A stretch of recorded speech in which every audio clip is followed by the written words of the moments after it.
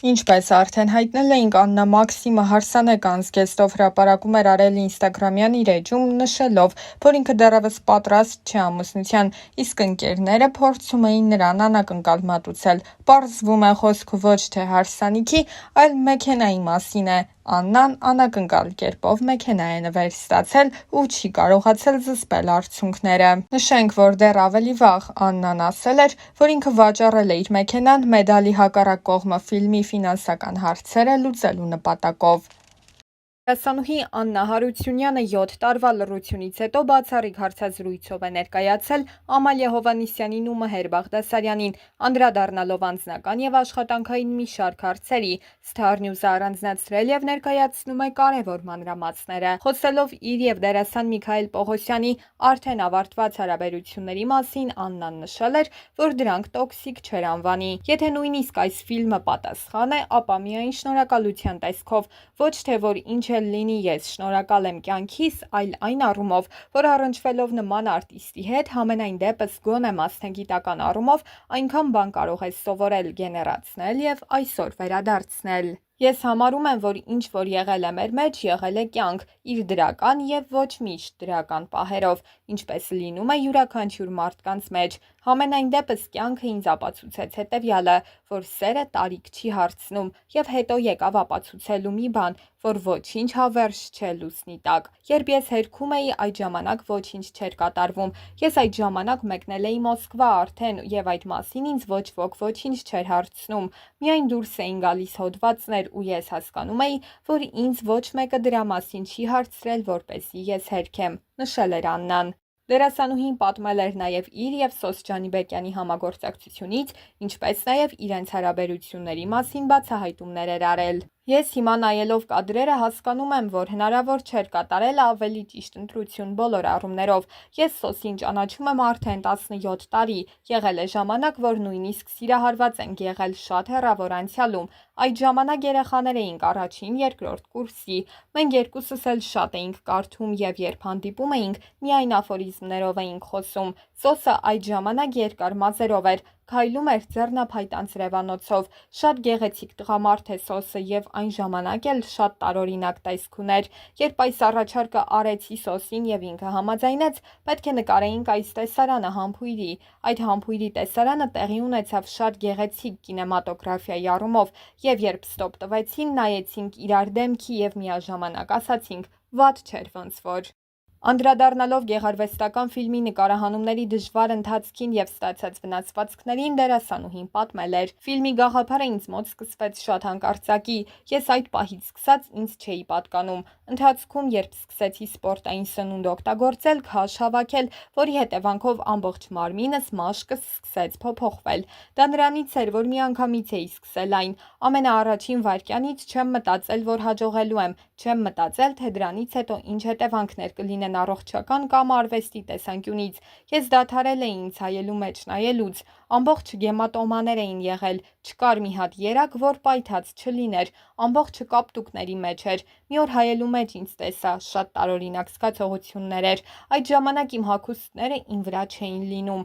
Սկզբնական շրջանում թոքաբորբով հիվանդացա ու 15 օր պառկած էի անկողնում։ Ցավեր ունեի, ծանրաձողը ընկավ ուսիս եւ ոտքերս անշարժացան, չէի կարողանում կանգնել։ Բժիշկն ասաց, քեզ նման գրիժաներով անգամ 1 կիլոգրամ բան չի կարելի բարձրացնել։ Ես ասացի, շատ լավ, ուրեմն կպարապեմ պառկած, պատմել էր դերասանուհին։